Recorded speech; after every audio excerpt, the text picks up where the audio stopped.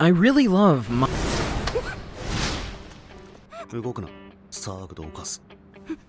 Okay, so maybe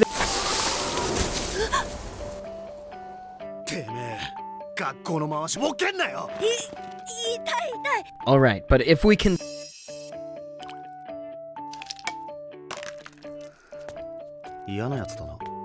Okay. 本当にやめて。うるせえ。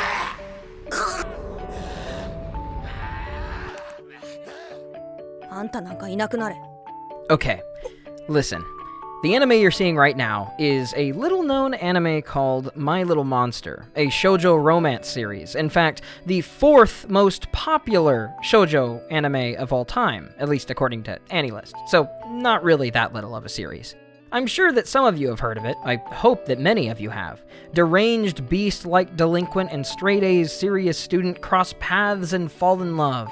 I personally have a lot of great memories of the show from whenever I first watched it when I was 13. Then I tried rewatching it a couple years ago and...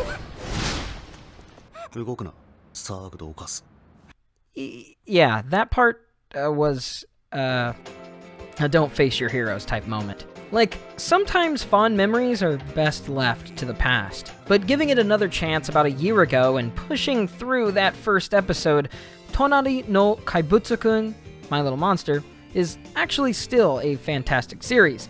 But some things have aged kind of terribly. Haru is sort of disconnected from his environment, seemingly disconnected permanently in the 5-year-old innocence type of mind state. Barely any awareness of his surroundings or consideration to them, and no bite behind his words, but horrible words nonetheless. He evokes the sort of vibe that keeps pretty much everyone in fear and at their distance. His spontaneity clashes with the organized and resourceful Mizutani in a sort of classic Beauty and the Beast opposites attract type of way.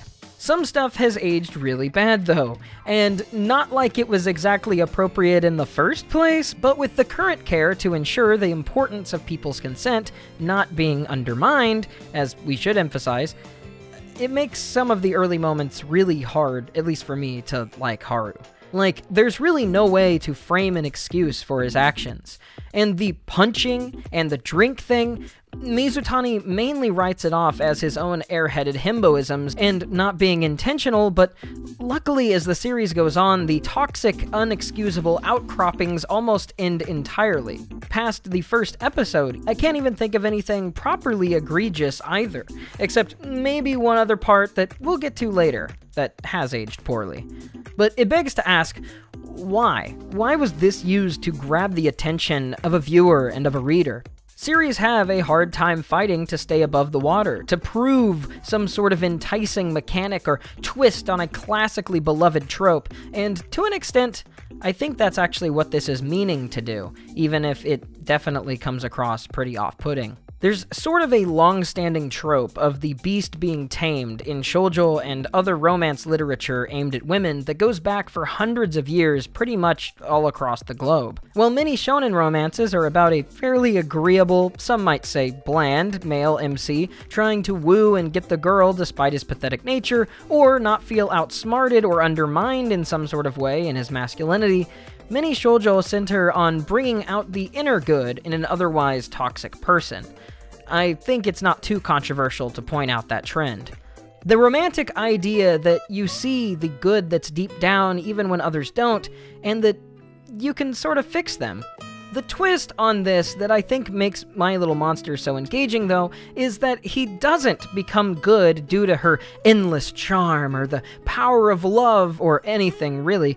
Mizutani at first sort of resents the fact that she realizes she's even fallen for him at all. なんだこれ。これじゃあまるで私が春を好き。難しい問題に当たってしまった。 Instead, in My Little Monster, we see them do this dance of Mizutani coming to open up and enjoy the world as the carefree and uptight nature of them both push and pull on each other until they both end up as better people, exploring trauma and the internalized justifications that we tell ourselves to avoid realizing what things have really meant to us, what things have hurt us, and how we can properly grow past those without that hurt holding us back. We see why Mizutani is such a workaholic and so headstrong and emotionless, and why Haru tries so hard to avoid focusing too deeply on how or why he feels the way he does in different moments. So while it sachets around the facade of the Beauty and the Beast type tale, it reveals itself to be a lesson of internal growth for them both, in confronting the things that they were convinced were important, just to protect themselves from hurt. And that part, I don't think that part can ever age poorly. There is one other thing, though, that unfortunately plagues the anime, that drags it down to many that I've seen react to the show, and it's something that also used to be very normalized. That is the way it narrativizes the opening moments in a way that implies some great payoff. This is a change from the manga that has Mizutani speaking as a retrospective agent in her own story, like she's about to unveil the way that her life has changed, a How I Met Your Mother type of situation, signaling him, her, and so on, but this is never paid off. Somewhat famously, although somewhat comically common at the time that it was released, the My Little Monster anime just sorta ends.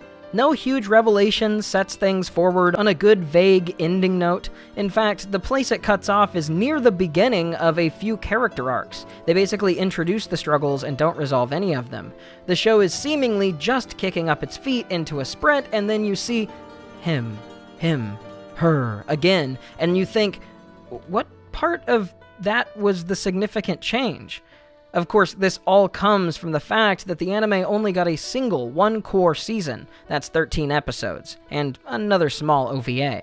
For anyone that wanted to see the story for the meat of it, you have to read the manga. The manga is under 60 chapters, so it's not that long, and the anime only covers the first 16. And so you can probably see what's so poorly aged, but with 11 years of distance from this show's release, despite its immense popularity at the time and over time, a sequel never came, leaving this show to feel a bit poorly aged, a fraction of a story. But, you know, it's still better than nothing. I was pretty young when My Little Monster came out as an anime, a period where I was really eating up tons of romance shows, and more so than any romance lead I could think of, I really resonated with Mizutani's struggles. Internal insecurities and priorities, even her character flaws. I felt like I was Mizutani. I could insert as her, and even though older me doesn't woo over Haru, I still feel that way about Mizutani. And there are other side characters like Yamaken that I can't help but resonate with as well.